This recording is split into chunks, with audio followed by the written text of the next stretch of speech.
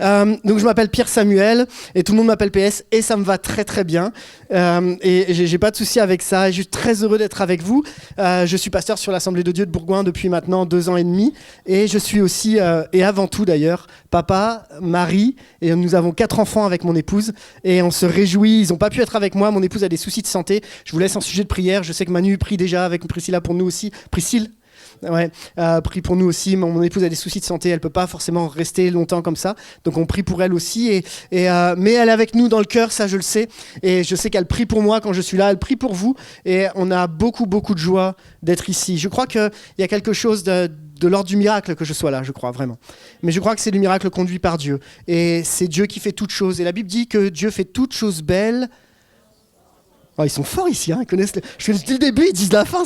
Dieu fait toutes choses belles en son temps. Amen. Et c'est un tel privilège, une telle grâce de savoir que le timing de Dieu, c'est pas le nôtre. Même si des fois on aimerait que lui il aille plus vite que nous, ou que nous on aille plus vite que lui, il a son timing et c'est le bon. Et c'est ça qui est bon. Dieu, il est bon, il est agréable, sa volonté, elle est bonne, agréable et juste. Alors merci Seigneur pour sa grâce. Amen.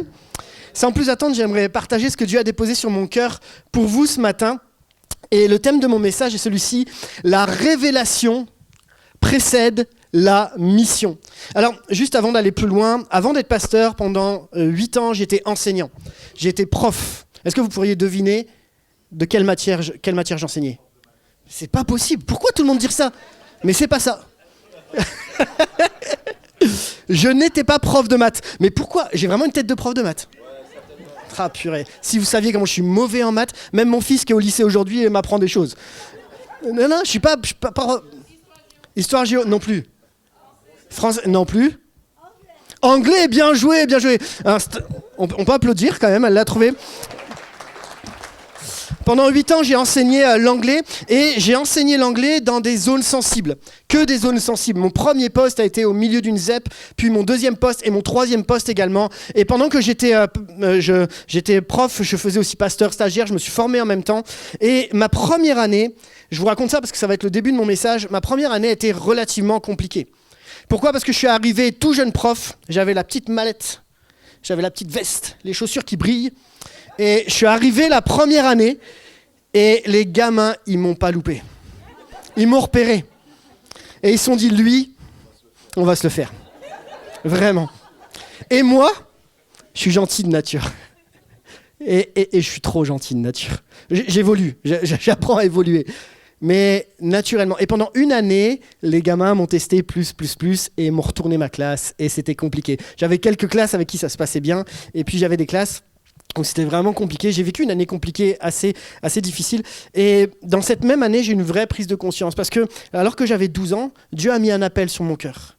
Dieu a déposé un appel sur mon cœur alors que j'avais 12 ans. Dieu a parlé à mon cœur de manière précise. On était dans un grand rassemblement et quelqu'un cite, il dit, il y a un garçon là-bas, il a une chemise, il est habillé de telle façon, etc. Il y a un appel sur ta vie. Et j'ai reçu cet appel à 12 ans et là, on est quelques années plus tard et je suis prof. Et je dis à Dieu, Seigneur, pourquoi ? Pourquoi tu me places dans ce collège où je me fais retourner ma classe, je rentre tous les soirs déprimé et j'enseigne l'anglais alors que ce que je sais, c'est qu'ils n'ont pas besoin d'anglais mais qu'ils ont besoin de Jésus. Pourquoi je fais ce métier-là ? Et je cherche à ce moment-là et je me pose la question, je me dis mais c'est quoi le but de ma vie ? En fait, à quoi je sers ? En parallèle, j'avais travaillé avec les ados, donc je me dis, il y a un lien dans tout ça. C'est pas un hasard si j'ai des ados à l'église et puis j'ai des ados au collège aussi. Je me dis, Dieu veut faire quelque chose, c'est sûr. Mais je disais à Dieu, mais pourquoi tu me places dans ce collège alors que moi, ce que je veux, c'est parler de Jésus ?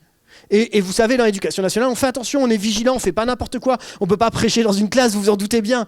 On fait attention. Et à ce moment-là, Dieu va, à travers ces années qui vont dérouler, puisque je suis resté 8 ans quand même, Dieu va me montrer que ma mission, elle est d'être dans ces collèges-là. Ma mission, elle est d'être là. C'est de témoigner de l'évangile sans pouvoir parler de Jésus de manière ouverte.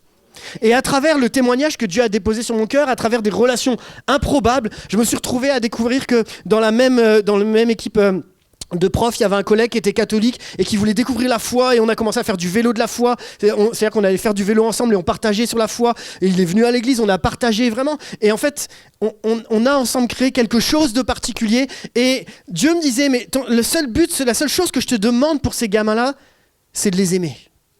Aime-les comme moi je les aime. Et ça fera la différence. Et je ne sais pas pour vous, mais je reviens sur mon message.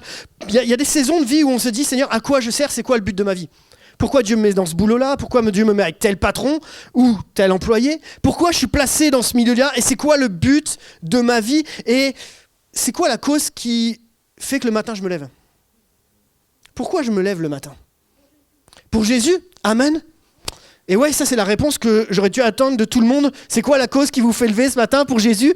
Puis parfois, quand tu te lèves, tu pries, 6h30 on prie, puis après tu retournes au boulot, puis la réalité elle te rattrape aussi vite qu'elle est partie. Hein. Ouais, vous êtes avec moi? Et là tu te dis, Seigneur, c'est quoi? Qu'est-ce qui me fait vibrer dans ma vie? Pourquoi je me bats? Pourquoi je me lève le matin? D'autres diront, pour mes enfants. Je me lève pour mes enfants, pour me battre pour mes enfants, et c'est une bonne cause. D'autres diront que je me lève parce que déjà être une bonne personne c'est déjà bien, puis je me suis levé c'est déjà bien. Et puis d'autres diront ici, moi j'ai même pas la force de me lever. Et ce matin j'ai fait un effort pour venir à l'église. Mais c'est dur. Et c'est une réalité. Et le message que je voulais partager avec vous est celui-ci. C'est quoi notre mission? Et tant qu'il n'y a pas de révélation, notre mission, elle ne prend pas de sens. Et on va la découvrir ensemble. J'aime parce que dans les annonces de ce que tu parlais, on parle beaucoup de la mission ici dans cette église. Et je pense que c'est assez clair ici. La mission a un cœur particulier. Mais je crois que la mission n'est pas exclusivement vers l'extérieur. Et je sais que tu ne me contrediras pas là-dessus. Mais la mission, elle est aussi dans les zones que Dieu nous a placées. En fait, vous êtes tous déjà des missionnaires dans les lieux que Dieu vous a placés. Et puis, Dieu vous équipe aussi pour aller à l'étranger, pour aller dans d'autres pays. La mission, elle est partout où Dieu nous a placés, jusqu'aux extrémités de la terre, pour être une lumière des nations jusqu'aux extrémités de la terre. Et je crois que Dieu veut nous amener à comprendre que, prioritairement, Dieu t'a placé à un endroit parce qu'il y a un but et il y a une raison pour laquelle tu es là. J'aimerais m'adresser là un instant, c'était la fête des mères la semaine dernière, à toutes les mamans qui se disent et qui se posent la question, moi, mon seul rôle, c'est d'élever les enfants. Ben, c'est la plus belle mission que Dieu t'a donnée. À tous ces papas qui travaillent ou qui élèvent leurs enfants, qui arrivent aujourd'hui, c'est la plus belle mission. Notre première mission, c'est peut-être pas simplement quelque chose de grand, d'énorme, de ce qu'on a toujours dit, voilà la mission, alors j'attends toute ma vie. La première mission, c'est déjà d'être là où Dieu t'a placé et vivre ton présent, conduit par le cœur de Dieu.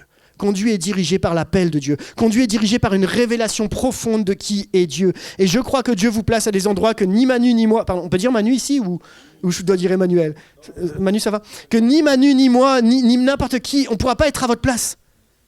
Parce que Dieu ne nous a pas appelés à être à votre place. Mais Dieu vous a appelés dans le terrain qui est le vôtre pour être des porteurs d'espoir dans le lieu dans lequel vous êtes placés. Et je crois que Dieu nous donne une mission à chacun.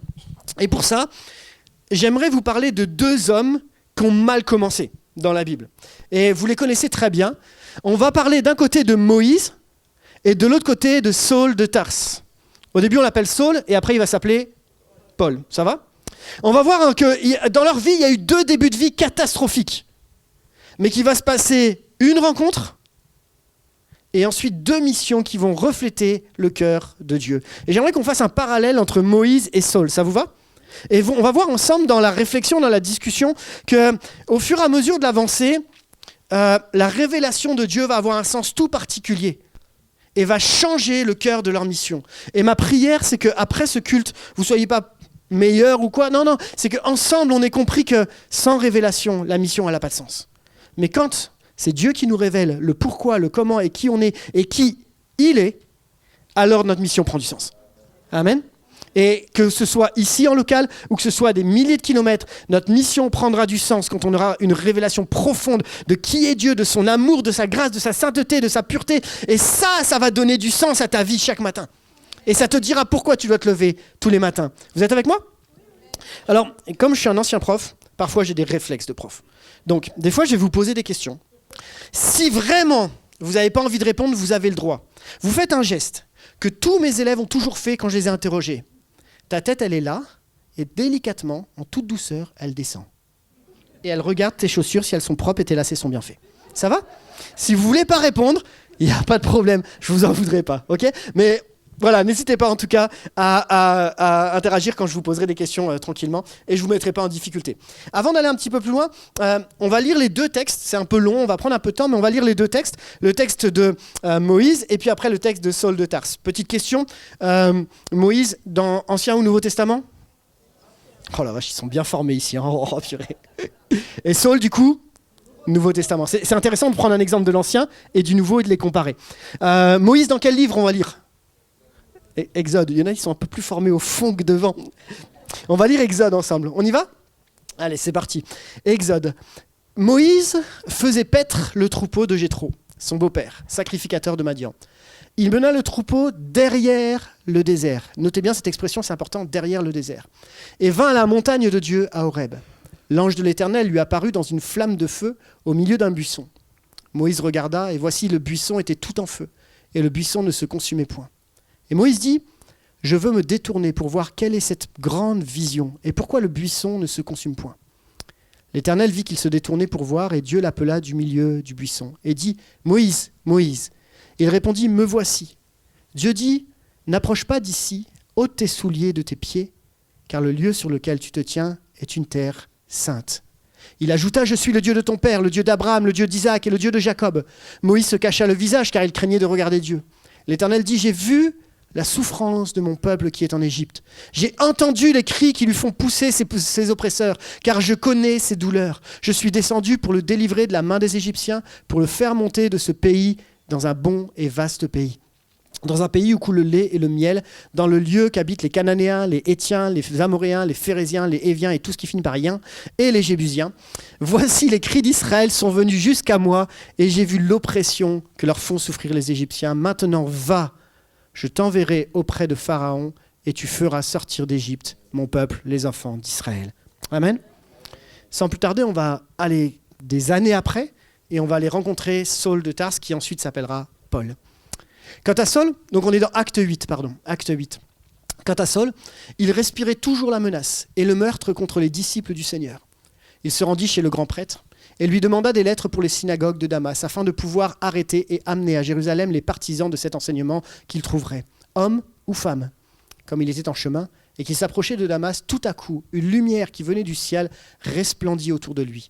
Il tomba par terre et entendit une voix qui lui dit « Saul, Saul, pourquoi me persécutes-tu » Il répondit, « Qui es-tu, Seigneur ?» Et le Seigneur dit, « Moi, je suis Jésus, celui que tu persécutes. Lève-toi, entre dans la ville, et on te dira ce que tu dois faire. » Les hommes qui l'accompagnaient s'arrêtèrent, muets de stupeur. Ils entendaient bien la voix, mais ils ne voyaient personne. Saul se le releva de terre. Malgré ses yeux ouverts, il ne voyait rien. On le prit par la main pour le conduire à Damas. Il resta 3 jours sans voir, et il ne mangea ni bu ni rien. Il ne mangea ni ne but rien. Or, il y avait à Damas un disciple du nom d'Ananias. Le Seigneur lui dit dans une vision, « Ananias !» Il répondit, « Me voici, Seigneur. » Le Seigneur lui dit alors, « Lève-toi, va dans la rue qu'on appelle la droite, et dans la maison de Judas. Demande à un dénommé Saul de Tarse. » En effet, il prit, il a vu en vision un homme appelé Ananias entrer et poser les mains sur lui, afin qu'il retrouve la vue. Ananias répondit, « Seigneur, j'ai appris que de beaucoup, tout le mal que cet homme a fait à tes saints à Jérusalem. Et ici, il a les pleins pouvoirs de la part des chefs des prêtres pour arrêter tous ceux qui font appel à toi. » Mais le Seigneur lui dit, « Vas-y, car cet homme est un instrument que j'ai choisi pour faire connaître mon nom aux non-juifs, aux rois et aux Israélites. Je lui montrerai tout ce qu'il doit souffrir pour moi. » Ananias partit. Une fois entré dans la maison, il posa les mains sur Saul en disant, « Saul, mon frère, le Seigneur, le Jésus qui t'est apparu sur le chemin par lequel tu venais, m'a envoyé pour que tu retrouves la vue et que tu sois rempli du Saint-Esprit. » Aussitôt il tomba comme des écailles de ses yeux, il retrouva la vue, il se leva et fut baptisé. Amen. Amen. Il y a tellement de choses à dire sur ce texte. Alors je vais essayer d'être synthétique et puis d'aller sur les points que Dieu a déposés sur mon cœur par rapport à ça. Le premier point que j'aimerais soulever avec vous, c'est Saul et Moïse. Et mon premier point est celui-ci, quand la mission précède la révélation, le piège du zèle charnel. J'explique. Si la mission est plus importante que la révélation, il va nous manquer une dimension. Si la révélation n'arrive pas avant la mission, ça veut dire que la mission va passer avant la révélation. Et c'est très important et on va essayer de le comprendre ensemble. Légitimement, si on reprend l'histoire de Saul, est-ce qu'il pense que ce qu'il fait quand il persécute les gens est juste ? Lui, il est persuadé qu'il fait les choses de bien. Au nom de qui il le fait ? On est d'accord ? Il est persuadé que ce qu'il est en train de faire, c'est bien. Maintenant, vous connaissez l'histoire de Moïse, qui, quelques années auparavant, on est dans Exode chapitre 2, verset 11, Moïse, devenu grand, se rendit vers ses frères, fut témoin de leurs pénibles travaux. Il vit un Égyptien qui frappait un Hébreu entre ses frères. Il regarda de côté et d'autre, et voyant qu'il n'avait personne, il tua l'Égyptien et se cacha dans le sable. Moïse, comme Saul, les deux sont des meurtriers. Est-ce que Moïse, légitimement, pense qu'il fait les choses bien aussi? Et pour qui il le fait à ce moment-là? Pour ses compatriotes. Pour Dieu. Parce que lui, il pense qu'il va être le sauveur. Est-ce qu'il a complètement tort? Mais il semble qu'il manque quelque chose dans ces deux-là. C'est-à-dire qu'ils sont tous les deux persuadés qu'ils font les choses et que légitimement, ils font les choses pour Dieu. L'un comme l'autre voit une injustice, ou en tout cas ce qu'ils considèrent comme une injustice, et ils agissent. Et ils font les choses, et c'est ça qui est grave, c'est ça qui est dangereux, ils font les choses au nom de Dieu, pensant et étant persuadés que ce qu'ils font, c'est juste. Et tout ça part d'une conviction. Ils sont convaincus qu'ils doivent eux-mêmes régler les problèmes. Ils sont convaincus qu'ils doivent agir. Et j'aimerais juste te dire que avoir une conviction ne garantit pas que tu es dans la volonté de Dieu. Pourquoi ? Parce que le zèle sans révélation devient destructeur. Le zèle sans révélation devient destructeur. Pourquoi je dis ça ? Parce qu'en fait, on peut être, et je vais faire un parallèle avec notre propre vie, on peut être très zélé pour l'œuvre de Dieu, et pourtant il nous manque une dimension dans notre vie. On peut venir tous les matins, je prends les musiciens, mais c'est pas contre vous, mais je le fais régulièrement et c'est avec tout mon cœur. On peut venir jouer super bien du piano, mais il nous manque une dimension. Pourtant c'est bon, mais je suis zélé. Mais il manque une dimension. Ce qui fait qu'à chaque fois que tu vas te réunir, il va y avoir des tensions, il va manquer une dimension. Tu peux venir tous les dimanches, être fidèle à l'église et dire « Moi je viens, c'est mon église, je lâche rien. » Et pourtant, tu es zélé, mais il te manque une dimension. Il te manque quelque chose à ta vie. C'est comme quelqu'un qui, à un moment, tu lui donnes une mission de secours, mais il part sans connaître le terrain. Tu pars en mission. Tu te renseignes avant d'y aller, non ? À minima. Tu vas pas arriver et tu fais ce que tu as envie de faire. Non. Je me souviens quand on est parti à Madagascar avec mon épouse et j'étais jeune à ce moment-là. Je suis encore jeune, hein, mais j'étais jeune à l'époque et on part en mission. Quand c'est comme ça, tu te soumets au missionnaire sur place parce que lui, il sait comment ça se passe. Si tu arrives et que tu pars, et nous, il nous disait, si tu arrives, tu vas à Madagascar et puis que tu sors après 18h, par exemple, il dit les gars, faites pas ça. Il peut vous arriver des trucs. En fait, il faut que tu connaisses la culture du pays. Et de la même façon, tu peux arriver, mais si tu connais pas qui dirige ta mission, elle aura un goût amer. Et tu vas t'épuiser, tu vas donner, tu vas dire oui mais personne ne me reconnaît, pourtant je donne tout pour l'église, je donne même ma dîme, mes offrandes, et parce qu'en fait la réalité c'est que tu donnes ou tu fais pour la mauvaise personne. Et Dieu va nous amener à travers l'exemple d'un côté Saul et d'un côté Moïse, à dire qu'on peut faire des choses pour Dieu sans pourtant avoir compris la réalité du cœur de Dieu. Et je veux nous engager ensemble. Tu peux servir l'église sans connaître Dieu. Tu peux avoir un appel, mais agir avec ton caractère, ta colère, ton ego. Pas ici, je pense pas, mais dans certaines églises. Mais au final, au lieu de construire, ça détruit. C'est comme s'il me manquait quelque chose. Pourquoi ? Parce que je crois qu'une mission commencée sans révélation finit toujours dans la confusion. Il manque quelque chose. Oui, mais je donne. Oui, mais je viens. Oui, mais. Oui, mais tu vois pas tout ce que je fais. Et en fait, ce que Dieu est en train de nous dire, c'est que peut-être que la cause qui motive ton service, ton engagement, même ta vie pour tes enfants, même ton rôle, ta mission, c'est peut-être juste pas exactement celle que Dieu voudrait pour toi. Pourtant, je sais, et vous savez comme moi, que Moïse va devenir le libérateur d'Israël. Amen. Et que Saul va passer devenir Paul et va devenir l'apôtre de la grâce, qui fait qu'aujourd'hui les épîtres, on peut les lire comme on les lit aujourd'hui, et qui a été un témoignage pour tout le monde jusqu'à Rome. On est d'accord ? Ça veut dire qu'on n'est pas obligé de rester dans cet état-là. Ça veut dire que Dieu a quelque chose de plus grand, plus profond que ce que tu vis aujourd'hui. Et mon désir pour l'église essentielle, comme pour n'importe quelle église, c'est que jamais la mission ne passe avant la révélation. Que jamais ton service soit plus important que ta relation avec Dieu. Je me souviens, j'ai une saison de vie où, quand on était à l'église de Reims, justement, et je fais la flûte traversière depuis des années maintenant, et on tournait dans un groupe, on faisait des studios et tout, et ça fonctionnait bien, j'avais un certain niveau, et il y a un moment, je me suis rendu compte que la raison qui me poussait à servir était davantage que je sois vu, que Dieu soit honoré. Pourtant, je peux vous dire, je jouais que des choses chrétiennes. que des choses qui parlent de Dieu. Mais j'avais besoin à un moment que je sois vu. « Oh, PS, il joue bien quand même. Hein. Oh ouais, quand il apporte, ça fait bien quand même. » Et puis toi, derrière, tu as cette réaction. « Non, mais non, c'est par la grâce. » Ouais, les gars, hein, on se la fait pas ensemble. Hein. Vous êtes avec moi? Et à ce moment-là, je comprends que... Et Dieu est vraiment venu me parler parce qu'il a parlé sur mon cœur à travers l'image de Samuel qui parle à David et qui dit que Dieu ne regarde pas à l'apparence, mais il regarde au cœur. Et j'ai dit à mon responsable de louange à ce moment-là, je lui ai dit, écoute, tu sais ce que je vais faire? Je vais poser ma flûte pendant 3-4 mois, le temps que Dieu me dira. Je vais arrêter de servir là. Je vais chercher le cœur de Dieu. Parce que si ma flûte, ou si mon instrument, ou si mon service est plus important que ma relation avec Dieu, j'ai raté quelque chose. J'ai raté l'essentiel. Et je crois que Dieu nous amène parfois des saisons de vie où il y a des arrêts, des stops. Pourquoi? Non pas pour te dire tu fais mal, c'est pas ça. C'est pour te dire, et si tu retrouvais l'essence, ce qui fait battre ton cœur, ce qui fait vibrer ton cœur, ce pourquoi tu sers Dieu. Et c'est là où je reviens sur mon histoire quand j'étais leader d'ado d'un côté, et puis en même temps prof en même temps. C'est à ce moment-là que Dieu a vraiment développé dans mon cœur un amour profond pour les ados, pour servir. Et par la grâce de Dieu, j'ai commencé à prendre des responsabilités, à servir des mouvements nationaux, à pouvoir être disponible pour prêcher aux ados. Et Dieu me donnait un cœur particulier pour les comprendre dans cette réalité si particulière qu'est l'adolescence. Et Dieu travaillait mon cœur. Et je comprenais, plus j'avançais, que Dieu m'avait placé dans ce collège, pas par hasard, mais parce qu'il voulait que la relation que j'ai avec lui, je puisse la transmettre dans ma mission. Et je crois que c'est ça que Dieu fait avec nos vies au fur et à mesure. Oui, mais mon travail est dur en ce moment. Oui, c'est vrai. Mais peut-être que Dieu te place dans ce travail-là aujourd'hui. Oui, mais je suis retraité, je ne sers plus à grand-chose. Oui, mais même en tant que retraité, tu peux prier pour que ton ado, pour que les ados, les petits-enfants, les enfants puissent grandir et connaître Christ. En fait, il n'y a pas de saison où Dieu dit c'est fini. Il n'y a pas de saison où la mission, elle s'arrête. Jusqu'au bout, la mission continue. Mais la mission sans révélation provoque toujours la confusion. Alors ça m'amène à ma deuxième partie. Il va se passer quelque chose de particulier. Il va se passer la rencontre qui change tout, quand Dieu va se révéler. Pourtant, on l'a bien vu ensemble, hein.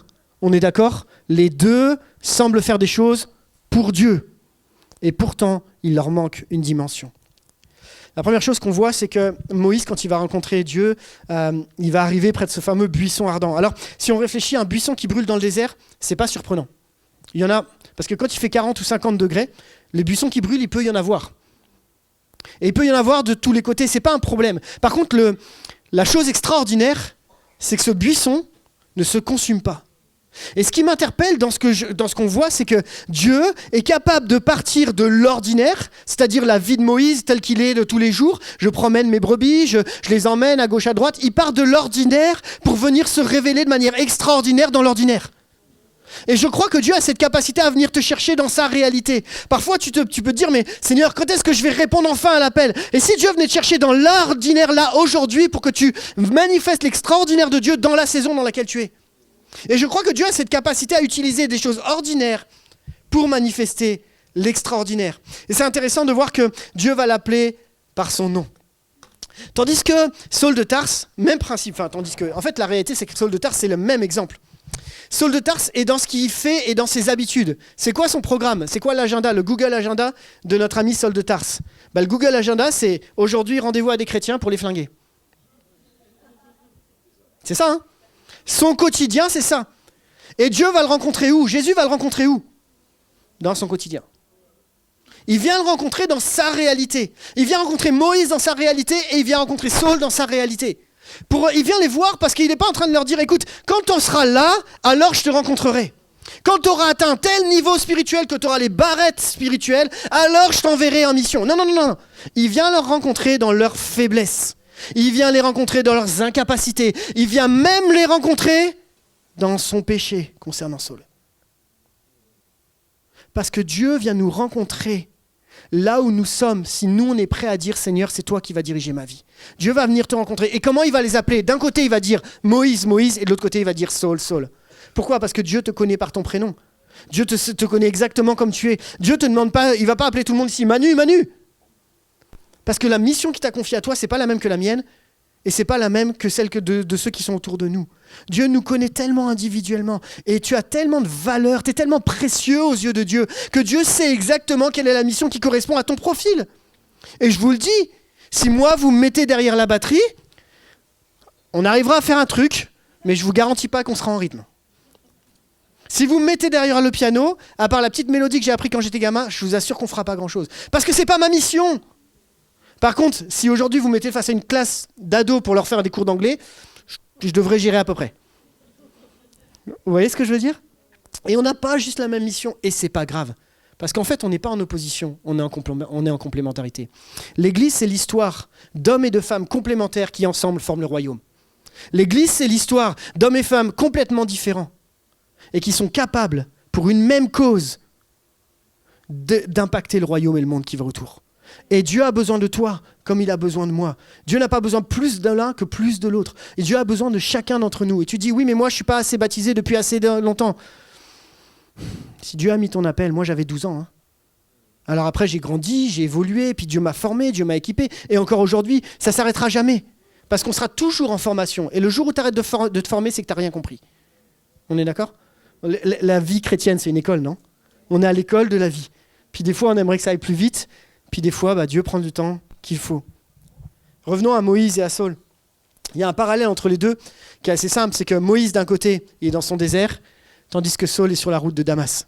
Moïse rencontre un buisson en feu et Saul rencontre la lumière du ciel. Tiens, il n'y a pas des parallèles qui sont intéressants ? Dieu l'appelle par son nom, Jésus l'appelle par son nom. Moïse s'arrête, Saul tombe. Dans les deux cas, il y a une interruption divine. Dans les deux cas, il y a un moment où Dieu vient nous percuter, vient nous arrêter. Et on a deux choix face à ça. Soit on dit, Seigneur, pourquoi tu m'arrêtes ? Et on commence à se plaindre que Dieu nous arrête. Soit on dit, Seigneur, si tu m'arrêtes, c'est que tu as quelque chose à me dire. Alors pour le coup de Saul, il n'avait pas trop le choix. Parce que ses yeux, ils ne voyaient plus, donc il ne voyait plus rien. Il avait besoin qu'à un moment, il s'arrête. Et il y a quelque chose d'assez intéressant. C'est que Dieu va se révéler dans les deux cas de la même façon. Comment Dieu va se révéler à Moïse ? Vous vous souvenez ? En gros, la question que Moïse va poser, c'est, il va dire, comment je dois présenter aux Israélites ton nom, tu t'appelles comment ? Et il s'appelle comment ? Ouais, il s'appelle le « Je suis ». Ok. Maintenant, comment Dieu se révèle à Saul ? Je suis Jésus. Le même « Je suis » dans l'Ancien Testament se révèle à travers Christ dans le Nouveau Testament. Le même « Je suis » a tout son sens. En réalité, on cherche une révélation particulière en disant « Seigneur, montre-moi en lettres de feu ce que tu veux. Écris dans le ciel la mission de ma vie. Seigneur, dis à un pasteur de venir prophétiser sur moi, qui me dise où je dois aller. » Mais la première révélation dont tu as besoin n'est pas une question de savoir où tu vas aller, mais qui tu vas servir. Et ça nous amène à une seule chose. Tu dois, et nous devons ensemble, quand je dis deux, on est ensemble, découvrir le « Je suis ». Découvrir Christ, découvrir celui qui est l'essence de ta vie. Le « Je suis », c'est celui qui donnera du sens à ta mission. Parfois, tu as besoin d'une grosse révélation en disant « Seigneur, où est-ce que tu me veux ?» Jésus te dit « Viens juste là, à tes pieds, à mes pieds. » Où est-ce que tu me veux ? Viens juste regarder au bon endroit. Je reprends sur ce que tu partageais, la vision de cette voiture qui tourne. La seule chose que Dieu nous demande, c'est même pas d'essayer d'arrêter la voiture, c'est de regarder à Christ. La seule chose que Dieu te demande aujourd'hui, c'est pas de savoir, Seigneur, dans quel pays tu vas m'envoyer, mais c'est comment tu vas te révéler à moi. Et après, il s'occupera de te dire où tu dois aller, parce que Dieu continue son œuvre, parce que Dieu en a besoin. Je suis le pain de vie. La Bible nous dit, avant qu'Abraham fût, je suis. Et Jésus lui-même est le « je suis » incarné. Dieu ne donne pas d'abord des instructions, il donne d'abord une révélation. Et quand on comprend ça, on comprend que Dieu ne cherche pas des serviteurs efficaces, mais des hommes qu'il connaisse visiblement. Je suis impacté. Souvent, quand je vois des jeunes qui servent, ou des moins jeunes, peu importe la génération, parce que ce n'est pas une question d'âge, mais qui servent, tu ne les entends pas. Ils sont discrets, ils sont un peu derrière. Et pourtant, dès qu'ils sont là, ils te font un super sourire et ils sont là, ils servent de tout leur cœur. Alors, est-ce qu'ils sont meilleurs ? Ce n'est pas une question d'attitude, comprenez. C'est une question de cœur. Dieu cherche des hommes et des femmes dont le cœur ressemble au cœur de Dieu, dont le caractère et l'identité ressemblent à celui de Jésus. Ayez en vous les sentiments qui étaient en Christ, lequel n'a pas regardé comme une proie arrachée d'être à l'égal de Dieu, mais il s'est rendu obéissant jusqu'à la mort de la croix. On est sur une autre dimension là, non ? Et quand on prend la Sainte Seine, on se rappelle ce que Christ a fait pour nous, qui s'est abaissé, alors que légitimement, il aurait pu dire « Écoutez les gars, vous n'avez rien compris, je vous arrête tous et j'arrête le monde. » Mais c'est pas ça ce que Jésus a fait. Jésus a dit « Je ne suis pas venu pour être servi, mais pour servir.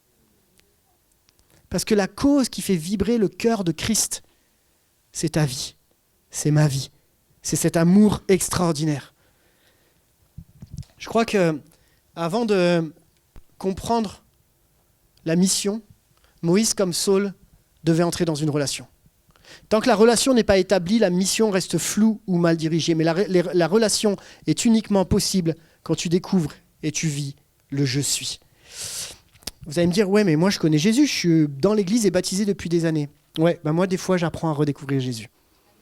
Parce que chaque jour, quand je me mets à genoux, quand je cherche la face de Dieu, quand j'entends, je ne vais pas lire ma Bible juste parce que je fais ma bonne action du dimanche matin ou du jeudi matin. Je ne vais pas prier parce qu'on a dit que le pasteur fallait qu'on aille prier à 6h30. Ça n'a rien à voir. C'est parce que je sais que quand je vais chercher la face de Dieu, la prière, elle va avoir du sens. Ma lecture de la Bible, elle va avoir du sens. Ma consécration va avoir du sens. Parce que je vais découvrir le « je suis ». Je suis celui qui te libère. Je suis celui qui te guérit. Je suis celui qui te pardonne. Je suis celui qui te sauve. Ça, c'est le « je suis ». Et c'est ça que Dieu appelle nos cœurs et nos vies. Et à rien d'autre que ça. Parce que quand tu as compris la révélation de Jésus, alors ta mission prend un autre sens. Et je veux nous encourager, Église essentielle. Je veux nous encourager, je me mets avec vous. Seigneur, j'ai tellement besoin de découvrir Jésus encore plus. J'ai tellement besoin de découvrir des facettes que je ne connais pas encore. Parce que je crois que Dieu a des choses à me dire. Et pour ça, il y a quelque chose qui est assez intéressant. C'est que Moïse, comme Saul, ont dû abandonner des choses. La première chose que Moïse doit faire, c'est « enlève tes sandales ». Pourquoi il doit enlever ses sandales ? Parce que c'est un lieu saint. Puis qu'accessoirement, les sandales, c'est les mêmes qu'ont enterré l'Égyptien. Les sandales représentent quoi ? Ça représente son quotidien, sa vie de tous les jours, ce qu'il fait marcher. Les sandales, ça représente parfois le fait que charnellement il ait agi puis qu'il ait tué cet Égyptien. Les sandales, ça représente tout ce qui a été derrière. Et Dieu lui dit à un moment, ça, il faut que ça s'arrête. Ça représente un peu ton histoire, tes blessures. Et je vous parle cœur à cœur, ça fait maintenant une dizaine d'années qu'on est dans le ministère avec mon épouse. Parfois, les sandales, c'est des blessures qu'on a vécues dans les églises. Des gens qui nous ont dit des choses, des histoires qui traînent. Je ne connais pas l'histoire, donc je peux me permettre. Enfin, je connais certaines choses qu'on a partagées avec Manu, mais je ne vous connais pas. Mais parfois, on a vécu des blessures, on a vécu des choses. Et c'est ce qu'on a voulu vivre entre l'ADD et l'Église essentielle. Parce que parfois, il y a eu des sandales qui sont restées... Je me demande si on n'a pas balancé des sandales des fois. Non ? Il y a des cailloux même. Puis à un moment, il y a besoin de dire, Seigneur, si je veux que ma mission elle ait du sens, il va falloir que je les retire, ces sandales. Parce que sinon, ça ne prendra jamais de sens. Sinon, notre mission... Vous vous rendez compte que nos deux églises, on vit la même chose, on fait la même chose, on loue le même Dieu, on a le même esprit. Pourquoi on se tirerait dans les pattes ? Peut-être que parfois, il faut juste qu'on retire nos sandales du passé. Je ne dis pas... Attention, je mets des gants dans ce que je dis. Je mets des gants sur mes pieds, sur les sandales, bon bref. Je mets des gants dans ce que je dis. Je ne dis pas qu'il faut tout oublier parce que ça a laissé des cicatrices. Je dis juste que parfois, il y a des pas de foi à faire, justement. De dire, Seigneur, je ne sais pas c'est quoi les blessures de vos vies. On parle de l'Église, mais ça peut être de nos vies, de gens qui ont dit des choses. Mais tant que je reste coincé là, je n'avancerai jamais. J'étais en classe de seconde, donc ça remonte à pas mal d'années maintenant. Et il y a une prof qui est venue me voir et vraiment, j'ai échoué la fin de l'année seconde. C'était compliqué. Et je finis mon année de seconde. Et à ce moment-là, il y a une prof qui dit, bon, de toute façon, elle va voir mes parents, puis elle leur dit, bon, de toute façon, avec lui, faut le mettre en bac pro.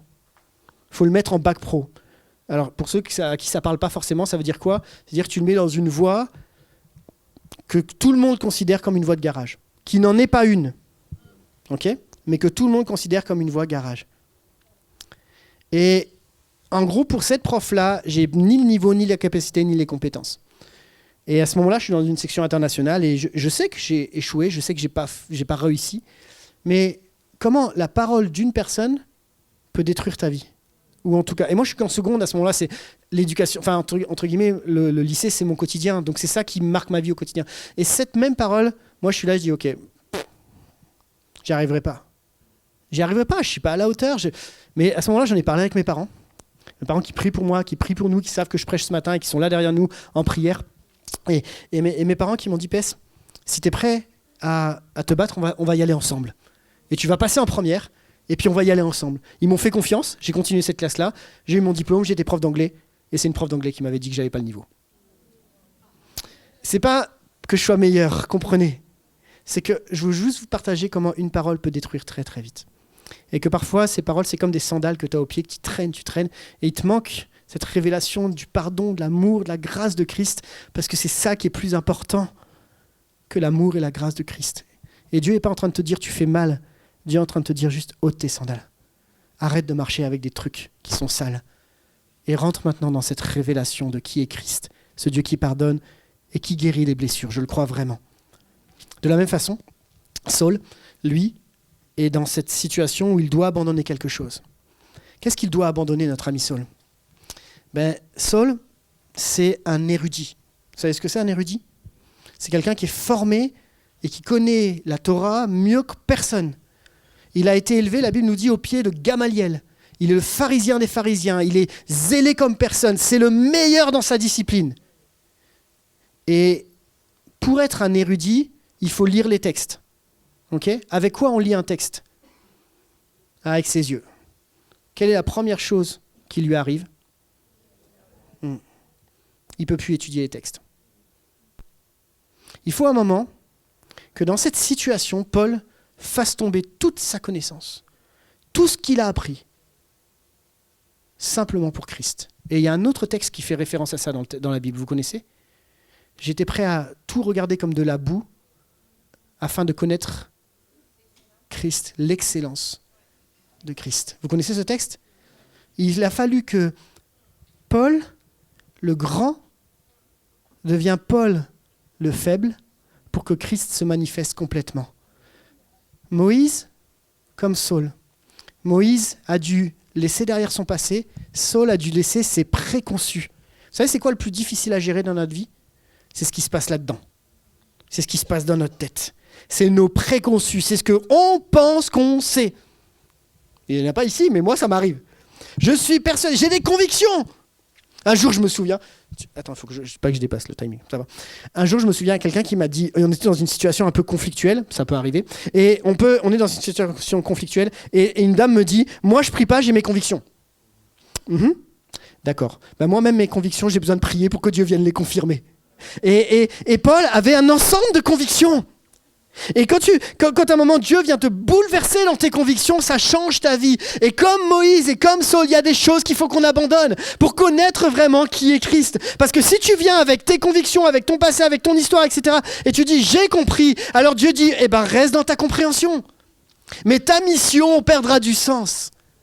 Et je crois que Dieu ne confie pas de mission tant qu'il ne s'est pas révélé à toi. La plus grande révélation n'est pas une vérité à comprendre, mais c'est une personne à rencontrer. Et cette personne, c'est Jésus. On dit ensemble, cette personne, c'est Jésus. Amen. On en est conscient ? Amen. Moi aussi, et je suis content d'être avec vous ce matin. Sans Jésus, ma mission n'a pas de sens. Et vous comprenez maintenant, et on comprend ensemble, que la mission sans révélation, elle n'a pas de sens. Mais, et c'est là que c'est intéressant. Déjà avant, c'était intéressant, mais la mission, quand tu as une révélation, là, ça devient extraordinaire. Là, ça commence à prendre forme. Là, ça commence à être merveilleux. Parce qu'une mission transformée, c'est une mission qui agit avec révélation. Et je crois que Dieu veut nous amener justement, maintenant qu'on a compris que sans Jésus, on peut rien faire. Et qu'on a mis Jésus au centre de notre mission, qu'on a mis Jésus au centre de notre vie. Alors on comprend quel est le cœur de Dieu dans la mission que Dieu nous a appelés. On revient sur les deux textes de Moïse et de Saul. C'est quoi le cœur de Dieu, à la fois pour le peuple d'Israël et puis à la fois pour les chrétiens au temps de Saul ? Qu'est-ce que Dieu, si vous vous souvenez, qu'est-ce que Dieu va dire à Moïse ? Ça va commencer par « j'ai vu ». Ouais, j'ai vu la souffrance de mon peuple. Et concernant Saul, je suis Jésus que tu persécutes. Dans un cas, comme dans l'autre, j'ai vu la souffrance de mon peuple, je suis celui que tu persécutes. Ça montre que le cœur de Dieu, quand tu touches les croyants, c'est Dieu même que tu touches. Dans les deux cas, la même réalité apparaît. Celui qui touche Dieu, c'est un peuple qui souffre et qui a besoin d'un sauveur. Je crois que la révélation de Dieu, ce n'est pas une question de connaissance intellectuelle de qui est Dieu, mais de son cœur et de ce qui fait battre le cœur de Dieu. Ça me pousse à aller un petit peu plus loin dans mon service, en fait. dans mon engagement, dans ma mission, qu'est-ce qui fait battre le cœur de Dieu? Et je crois qu'une des clés se trouve dans l'amour qu'on a à la fois pour Dieu, à la fois pour les autres, puis à la fois pour nous-mêmes, pour ce que Dieu a fait de nous. Je crois que Dieu va nous amener à comprendre que la clé se trouve dans l'amour.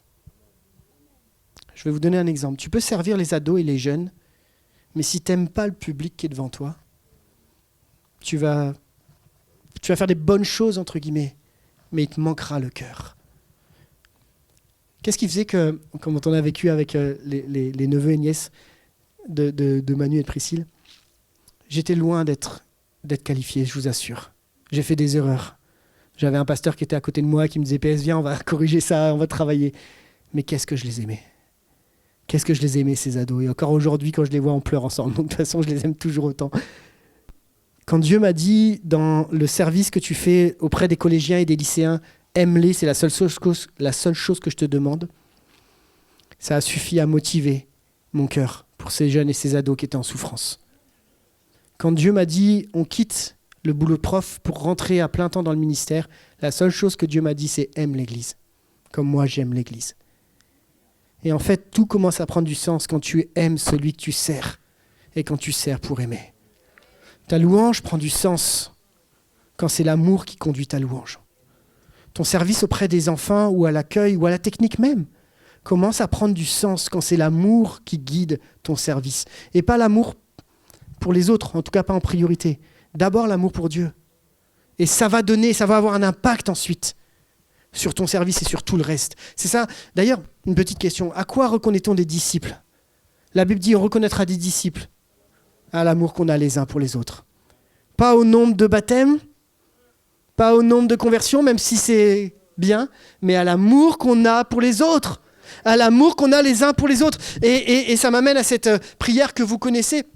Ça, je l'ai déjà dit, donc je vais avancer. Je prie, c'est dans Éphésiens 3,16, je prie qu'il vous donne, conformément à la richesse de sa gloire, d'être puissamment fortifié par son esprit dans votre être intérieur, de sorte que le Christ habite dans vos cœurs par la foi. Je prie que vous soyez enracinés, fondés dans quoi? Pour être capable de comprendre avec tous les saints quelle est la largeur, la longueur, la profondeur et la hauteur de l'amour de Christ. Et de connaître cet amour qui surpasse toute connaissance, afin que vous soyez remplis de toute la plénitude de Dieu. Amen. Sans l'amour au centre de nos cœurs, je vous assure que notre service, il manque une dimension. Et Dieu veut nous amener un peu plus loin ensemble. Ce qui fait battre mon cœur, c'est l'amour que Dieu a. Et je vais aller plus loin. Qu'est-ce qui fait battre le cœur de Dieu? Car Dieu a tant aimé le monde. Si Dieu ne nous avait pas aimés, on ne serait pas là, les amis. Puis on ne pourrait pas se tenir debout, puis on ne pourrait pas prendre la Sainte Seine ensemble. Si Dieu ne nous avait pas aimés, on ne serait pas là. Mais à cause de l'amour de Dieu, la grâce de Dieu, aujourd'hui on peut se tenir debout et dire « Mes péchés sont pardonnés, je peux marcher en sainteté, je peux marcher en nouveauté de vie parce que Dieu m'a aimé. » Et c'est là où Dieu veut nous pousser encore plus loin. Notre mission, c'est là qu'elle fera la différence. Pour l'amour qu'on aura pour les peuples que Dieu va nous mettre en relation. Quand vous partez en mission, ma prière vraiment pour vous, c'est que jamais l'amour de Dieu ne vous lâche. Mais je sais que vous l'avez pour ces peuples qui ont besoin d'entendre le message de l'Évangile. Mais à toi, maman, à toi, papa, à toi, grand-mère, grand-père qui est là et qui n'est pas forcément en mission, c'est le même principe. Demande à Dieu de renouveler l'amour pour tes enfants, tes petits-enfants. À vous, l'équipe de louange, que Dieu renouvelle votre amour pour Dieu et que la louange soit le reflet de l'amour que vous avez pour Dieu. À vous qui servez dans un endroit et même dans un milieu où vous dites « Seigneur, je ne mérite rien, c'est quoi ce métier, c'est quoi ce truc que tu m'as... » Que l'amour de Dieu transparaisse à travers qui vous êtes. Et parfois, tu n'as pas besoin de parler pour transmettre l'amour de Dieu. Tu as juste besoin d'être Christ en toi. La révélation ne changera jamais ou ne change pas forcément ton potentiel, mais elle va changer la direction de ta vie. Dieu va dire à Moïse, maintenant va. T'as compris? Maintenant va. C'est ce que Dieu va dire, il va. Il connaît le Dieu, il connaît le cœur de Dieu et il sait qu'il envoie. Est-ce qu'il va moins délivrer? Non, il va délivrer tout autant. Mais il va délivrer avec la puissance de Dieu. Et il va être le libérateur d'Israël. Saul, qui va devenir Paul. Il persécute plus, il annonce. Il détruit plus, il construit. Même zèle, mais autre révélation. Et j'arrive à la conclusion, et merci à l'équipe de louange de monter, vous pouvez venir. Je crois que Dieu ne veut pas simplement t'utiliser, mais il veut d'abord que tu le connaisses. Plus qu'une mission, il veut que tu rentres dans l'intimité du Père, par Christ. Ce n'est pas ton zèle qui va accomplir la mission, c'est ta révélation de Dieu. Le zèle est la conséquence de ton amour pour Dieu. Est-ce qu'on a une église ici qui est prête à dire « Seigneur, je veux apprendre à t'aimer plus. Je veux apprendre à t'aimer mieux. Je veux apprendre à remettre l'amour au centre. Je ne veux plus que ma mission, quelle qu'elle soit, ne soit animée par moi-même, mais qu'elle soit animée par l'amour de Dieu pour ce que je fais, ce que je vis. » Je vous assure que ça va commencer à changer votre travail. Et vous allez être surpris. De même, le moment où vous allez retourner au travail, Dieu va vous donner un autre regard sur votre travail. Dieu va vous donner un autre regard sur les personnes qui vous cassent la tête un petit peu. Ça peut arriver. Dieu va vous donner un autre regard. Et moi-même, avec mes élèves, j'ai commencé à avoir un autre regard. J'arrive à la conclusion. Ce matin, c'est un choix qu'on doit faire. Le choix de, comme Moïse, dépasser son désert. Le choix, comme Saul, de se détourner de ses habitudes, ses certitudes et nos manières de voir pour répondre à l'appel de Dieu en cherchant d'abord à connaître son cœur. Et je vous assure que si ça a été possible pour un gars comme Moïse de devenir l'homme le plus patient de la terre, pour qu'un gars comme Saul de devenir l'apôtre de la grâce, ça veut dire que c'est possible pour nous. C'est possible pour toi. Je ne sais pas où tu en es avec Dieu. Je ne sais pas c'est quoi ton appel. Mais ce que je sais, c'est que Dieu t'aime comme jamais. Et qu'il veut que tu ailles plus loin. Et qu'il a quelque chose pour toi. Et je crois qu'ici, à l'Église essentielle, il y a quelque chose. On n'est pas appelé à chauffer des chaises. Mais on est appelé à servir le roi des rois, ayant reçu la révélation de Christ, de l'amour de Christ. Pour le peuple, vous allez en sortie d'évangélisation. Quand vous priez, dites à Dieu, Seigneur, aide-moi à aimer ceux avec qui je vais discuter, même s'ils ne sont pas aimables. Quand vous faites des ateliers, que chaque service, chaque rencontre, chaque discussion, chaque échange soit animé par l'amour de Christ. Et je vous assure qu'on va commencer à faire la différence dans un monde qui est tellement brisé de partout que la seule chose qui peut le convaincre, c'est l'amour de Jésus. Amen. On ferme les yeux un instant, on prie ensemble.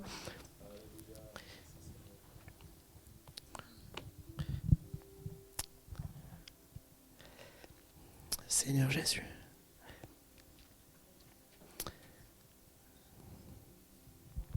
Seigneur, on est ensemble devant toi. Il y a bien des égards, parfois, notre zèle a été charnel. On a essayé de faire des choses par nos propres moyens et puis en fait on a cassé, on a détruit. Et Seigneur, ce matin, on veut te demander pardon pour toutes les fois où on a agi dans notre mission sans la révélation de Christ. Et Seigneur, ce matin, je crois vraiment que tu veux transformer pour chacun d'entre nous la mission de notre vie. Nous faire passer d'un Moïse qui tue à un Moïse qui délivre. Nous faire passer d'un Saul qui détruit, qui tue, à un Saul qui devient l'apôtre de la grâce. Et c'est possible pour chacun ici.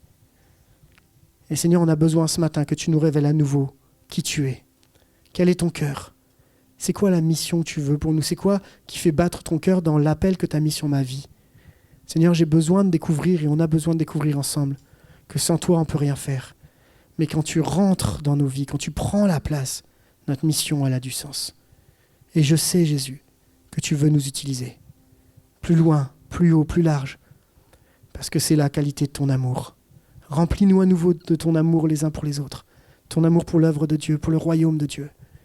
Et apprends-nous à manifester le cœur de Christ dans tout ce qu'on vit. À toi la gloire, Père. Amen. Peut-être je vous invite à vous lever un instant encore. Si on peut garder nos yeux fermés encore. Si on peut se lever. Seigneur, tu étends ta main. Merci pour ta parole. Merci pour ta parole qui a été partagée ce matin. Peut-être je pensais à ça pendant que PS était en train de partager ce message qui fortifie, qui encourage, qui fait du bien. Si on peut garder nos yeux fermés encore. Peut-être tu es comme Moïse, avant d'avoir fait cette rencontre avec Dieu. Ou peut-être tu es comme Saul de Tarse, avant d'avoir rencontré Jésus sur la route de Damas. Et tu es peut-être là pour la première fois. Tu es venu ce matin et tu entends le message, tu entends l'évangile, tu entends parler de Jésus, tu entends parler d'un Dieu qui se révèle, mais toi tu ne le connais pas encore. Et j'aimerais te donner l'opportunité ce matin de dire à Dieu ou de dire à Jésus, révèle-toi à moi. Ne me laisse pas marcher et continuer à marcher sur ce chemin que je suis actuellement. Mais permets-moi de te rencontrer, toi qui es capable de donner un sens à ma vie. Toi qui es capable de te révéler. Et quand on regarde la vie de Moïse et quand on regarde la vie de Saul, on voit que leur vie a changé à un moment donné et à un moment donné précis. C'est au moment où il y a eu un contact avec Dieu. Un moment où il y a eu un contact avec l'Éternel. Un moment où il y a eu un contact avec celui qui change les vies. Avec celui qui se révèle. Et lorsqu'il s'est révélé, il n'est pas venu pour les accuser et les condamner. Mais il est venu pour les libérer. Et pour se révéler. Et ce matin, tu es peut-être là pour la première fois. Mais j'aimerais te donner l'opportunité de dire Jésus, je t'accepte ce matin, révèle-toi à moi. Peut-être tu es là ce matin et j'aimerais te donner l'opportunité pour que tu puisses, oh Dieu, dire, oh Dieu, je ne te connais pas. Je ne sais pas qui tu es. J'ai entendu parler de toi. Mais je veux être comme ce Moïse. Je veux être comme ce Saul. Je veux vivre quelque chose qui va changer ma vie. Et ce matin, j'aimerais, pendant qu'on a encore nos yeux fermés, j'aimerais juste vous interpeller, vous dire, si vous voulez simplement dire, Seigneur, révèle-toi à moi. Alors je vous invite, là où vous êtes, pendant que tout le monde a les yeux fermés, simplement je vous invite à lever votre main. Oui, je vois votre main. Simplement entre toi et Dieu. Je vois ta main aussi. Je vois ta main. C'est entre toi et Dieu. Je vois votre main aussi. Laissons simplement un instant. Pendant que l'Esprit de Dieu vous touche. Pendant que l'Esprit de Dieu vous révèle qui il est.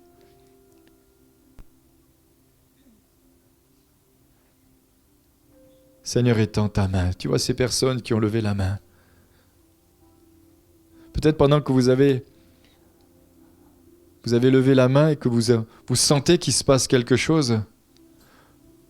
Moïse a fait quelque chose, il a enlevé ses chaussures. Alors on ne va pas vous demander d'enlever vos chaussures. Mais il y a peut-être des choses dans vos cœurs qui sont en train de venir à la lumière. Peut-être c'est du non-pardon, peut-être c'est quelque chose de spécial, de particulier que vous avez pu faire. Et vous sentez que c'est là. Et devant Dieu, c'est pas juste. Peut-être juste intérieurement dire, Seigneur, je te remets ces choses. Je te remets ces choses. Et que ce matin, tu puisses te révéler dans mon cœur. Moi, j'ai lancé ce défi à Dieu il y a déjà bien des années. Et je dis, moi, je veux te connaître. Et je veux vivre quelque chose avec toi. Et ma vie a changé. J'aimerais juste prier pour vous, vous qui avez levé votre main. Seigneur, tu étends ta main ce matin. Tu bénis ces bien-aimés, tu bénis ces personnes. Il y a peut-être encore quelqu'un qui n'a pas levé sa main. J'aimerais encore donner l'opportunité à ce que tu puisses lever ta main, peut-être. Peut-être tu te dis au fond de toi-même, c'est pour quelqu'un d'autre, c'est pas pour moi. Mais j'aimerais juste te donner l'opportunité encore. C'est entre toi et Dieu. C'est un signe entre lui et toi. Que tu souhaites et que tu désires qu'il se passe quelque chose. Seigneur, merci. Seigneur, révèle-toi dans le cœur de ces personnes. Révèle-toi dans le cœur de ces bien-aimés. Seigneur, que leur vie puisse avoir un impact avec toi. Que tu puisses te révéler comme tu t'es révélé dans nos cœurs. Que leur vie puisse changer. Seigneur, qu'il y ait un attouchement divin ce matin. Que ton esprit de révélation soit à l'œuvre. Que ton esprit de révélation soit à l'œuvre ce matin. Dans le nom de Jésus. Que ces personnes qui ont levé la main ne repartent pas de ce lieu sans avoir vécu quelque chose de spécial et de particulier avec toi. Au nom de Jésus. Au nom de Jésus. Seigneur, je te prie que tu puisses te manifester, que ta parole ne retourne pas à toi sans avoir produit son effet dans les cœurs. Dans le nom de Jésus. Que tout blocage à l'esprit de révélation soit détruit au nom de Jésus. Que ton esprit de révélation soit à l'œuvre ce matin. Au nom de Jésus. Au nom de Jésus. Seigneur, merci. Peut-être je ferai juste encore un autre appel. C'est vrai que PS a particulièrement insisté aussi sur le fait que Moïse a dû enlever ses sandales. Saul, les écailles de ses yeux ont dû tomber. Et parfois il y a des choses qui bloquent le chemin, qui bloquent la route. Et ce matin, tu sens dans ton cœur qu'il y a des choses qu'il faut arrêter de faire. Il y a des choses qu'il faut changer. Il y a des choses que tu dois faire différemment. Il y a des décisions que tu sens dans ton cœur, qu'il y a des décisions que tu dois prendre. Alors ce matin, je t'invite simplement, là où tu es. Il y a peut-être des addictions qui sont là. Il y a peut-être des réflexes qui sont là. Mais tu sens au fond de toi-même que ces choses-là doivent arrêter. Peut-être je vous invite simplement un instant à dire, Seigneur, donne-moi cette force. Donne-moi cette capacité à changer ce que moi je ne peux pas changer. Et je ne vais pas vous demander de lever la main, je vous demande peut-être juste ceux qui sentent qu'il y a des choses qui doivent changer. Il y a des choses qui doivent évoluer. Il y a des façons de faire qui doivent changer. Il y a des attitudes qui doivent être changées et transformées. Je vous invite juste à mettre la main sur votre cœur un instant. C'est un signe en disant, Seigneur, entre toi et moi, regarde le signe que je mets ma main sur mon cœur. Et tu vois au fond de moi-même ce qui doit changer. Il y a telle et telle chose qui doit changer. Je te prie, tu me donnes ta capacité. Tu me donnes cette force d'être comme Moïse, de jeter mes sandales. Tu fais comme, tu détruis les écailles de mes yeux. Au nom de Jésus. Seigneur, ce matin, je te prie d'étendre ta main sur ces bien-aimés. Seigneur, qu'il y ait un changement. Qu'il y ait une transformation. Et c'est vrai que parfois nous avons tous des choses, Seigneur, à des moments dans notre marche, à des moments dans notre parcours, il y a des choses que nous devons lâcher. Il y a des choses que nous devons arrêter de faire. On parle parfois de lâcher prise. Seigneur, étends ta main ce matin. Je te prie d'étendre ta main dans le nom de Jésus. Que tu puisses agir. Que le miracle de Dieu s'accomplit dans la vie de nos bien-aimés, dans le nom de Jésus. Dans le nom de Jésus, nous prions ce matin et je te prie particulièrement pour ceux qui ont posé leurs mains sur leur cœur. Seigneur, viens te manifester, viens te glorifier au nom de Jésus. Au nom de Jésus. Seigneur, étends ta main. Je ne sais pas s'il y en a qui sentent, je sens un parfum. Je ne sais pas ce que c'est. Je sens un parfum. Et je crois que le Seigneur veut permettre de répandre ce parfum de cette bonne odeur de Christ ce matin. Seigneur, je te prie particulièrement que tu fasses de chacun de nous un parfum de bonne odeur, là où tu nous as placés. Est-ce qu'on peut lever nos mains un instant? Levons nos mains un instant. Laissons le Saint-Esprit répandre son parfum sur nous. Je sens cette odeur, ce parfum qui est là. Je ne sais pas s'il y en a qui le sentent aussi. Je sens ce parfum qui est répandu ce matin. Seigneur, étends ta main, recevez. Là où Dieu vous a placé, recevez. Soyez la bonne odeur de Christ. Soyez de véritables témoins. Soyez de véritables disciples. Cette semaine, je lisais ma Bible et le Seigneur me rappelait ce texte qui dit « Aimez-vous les uns les autres. Aimez-vous les uns les autres. Aimez-vous les uns les autres. Aimez-vous les uns et les autres. » Et je crois que Dieu veut répandre cet amour dans chacun de nos cœurs. Que l'amour de mon frère, de ma sœur, soit encore plus grand. Que l'amour pour mon frère et ma sœur soit encore plus grand. Seigneur, viens répandre ton amour. Viens répandre ce parfum. Au nom de Jésus. Que la vie de Dieu coule dans vos vies et dans nos vies, au travers de nos vies. Au nom de Jésus. Que la vie coule là où Dieu nous a placés. Au nom de Jésus. Seigneur, étends ta main. Reste encore juste un instant, pendant que juste la musique commence à jouer. Juste on est là, simplement encore. Esprit de vie, Esprit de Dieu. Vas-y.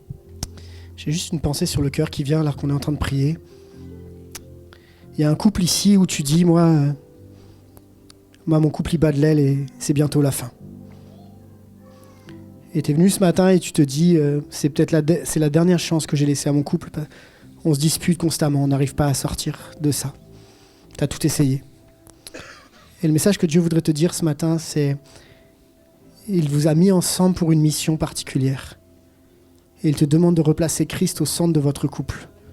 De retrouver le temps de prière ensemble, de retrouver des temps où vous parlez de l'évangile, vous parlez de la parole de Dieu ensemble. De ne pas te décourager, c'est pas le moment de tourner la page, c'est pas le moment d'arrêter. Parce que c'est pas ce que Dieu veut. Mais remets Christ au centre de ton couple. Et Christ va faire naître un amour entre vous que vous n'avez jamais connu encore. Si tu remets Christ au centre de ton couple. Et je sais que c'est dur, mais Dieu veut t'encourager. Remets Christ au centre. Commence à intercéder, à prier pour ton couple. Prie pour ton mari, prie pour ton épouse. Remets Christ au centre. Et l'amour va renaître. Et Dieu va recréer. La Bible nous dit qu'il est capable. Il appelle à l'existence ce qui n'existe pas. Amen. Alléluia. Gardons nos yeux fermés encore un instant. Ne laisse pas tomber cette parole. Je confirme cette parole. Crois-le de tout ton cœur. Je crois que le Seigneur te lance un défi ce matin. Il te lance un défi de le croire. Il te lance le défi de le croire. Il te lance le défi de le croire. Est-ce que tu es prêt à relever ce défi? Est-ce que tu es prêt à croire ce qui est impossible? Ce matin, reçois cette parole et relève ce défi. Relève ce défi. Sois courageux, sois courageuse. Ose croire que quand Dieu parle, il agit. Ose croire que quand Dieu parle, il accomplit ce qu'il dit. Ose croire que ce Dieu du miracle est le Dieu de l'impossible. Ose croire que tout est possible à celui qui croit. Seigneur, je te prie d'étendre ta main. Au nom de Jésus. Au nom de Jésus. Au nom de Jésus. Donne la force. Donne la force de relever ce défi. Au nom de Jésus, Seigneur. Alléluia. Merci, Seigneur. Alléluia. Oh, quelle grâce d'être dans sa présence. Est-ce qu'on peut lever nos voix un instant? Simplement, est-ce qu'on peut le rendre grâce, le remercier? On est tellement bien dans sa présence. J'ai même pas envie d'arrêter. Est-ce qu'on peut juste le louer un instant, lui dire... Merci d'avoir regardé cette vidéo. On espère qu'elle vous a parlé, encouragé, voire même challengé dans votre foi. Si c'est le cas, n'hésitez pas à vous abonner, à liker et partager autour de vous.